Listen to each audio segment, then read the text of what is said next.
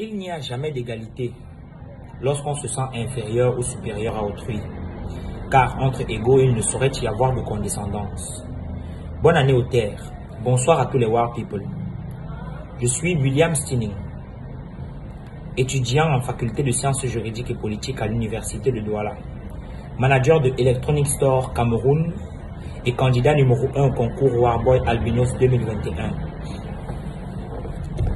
D'entrée de jeu, je tiens à féliciter le Warman pour cette opportunité qu'il nous offre de pouvoir nous exprimer au sujet de l'albinisme. Je parlerai de l'albinisme en présentant les problèmes que rencontrent les albinos dans la société et en essayant de proposer des solutions qui iront dans le sens de faciliter une insertion sociale. La nature ne nous a pas fait grâce.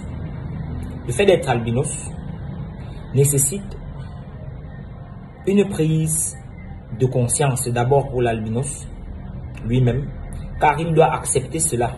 Il ne doit pas considérer sa couleur de peau différente, la couleur de ses yeux différente, la couleur de sa barbe ou de ses cheveux différente comme un frein, mais plutôt comme une grâce de l'Éternel et aussi comme un avantage en société. Il est vrai que nous avons des difficultés, que nous avons du mal à s'intégrer, que nous faisons l'objet de toutes les railleries qui puissent être. Je me rappelle d'une histoire qui est la mienne. J'ai toujours tendance à vouloir l'oublier, mais on n'oublie pas son passé. Lorsque j'avais 10 ans, je me suis rendu un jour au stade pour jouer au foot avec mes camarades et certains ont pris la fuite, apeurés, dépassés parce qu'ils ont vu un albinos. D'aucuns se mettaient à distance et criaient « Ngengeru, what? Ngengeru ?» Comme on nous appelle « Mbanton ». C'est comme ça qu'ils disent, on m'appelait au quartier Mbanton. Et pour ceux qui parlaient un peu bien, ils disaient le blanc. Mais ça ne changeait rien à celui que j'étais. Ça ne change rien non plus à celui que tu es. Si tu es albinos, accepte-toi d'abord tel que tu es. C'est vrai que nous sommes différents à vue d'œil, mais au fond, nous sommes tous des hommes. Alors, être albinos ne doit pas être pour toi un handicap.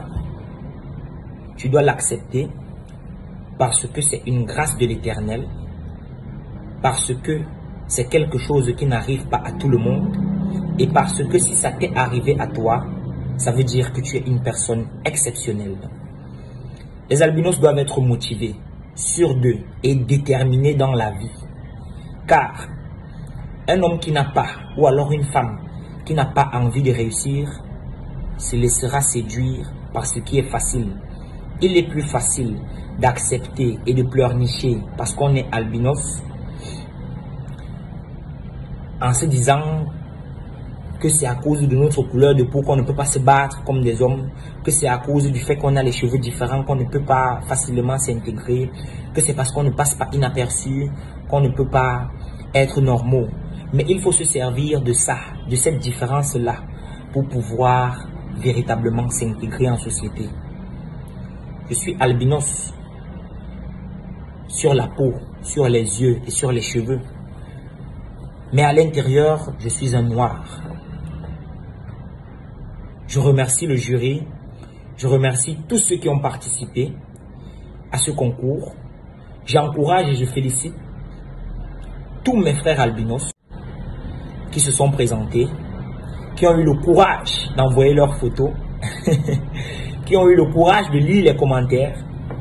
Et je les incite à faire davantage, à partager la vidéo, afin que tout le monde entier puisse voir que les albinos ne sont pas des personnes différentes des autres, mais que nous sommes des enfants bénis. Bonsoir, bonne année à tout le monde. C'était William Stinning.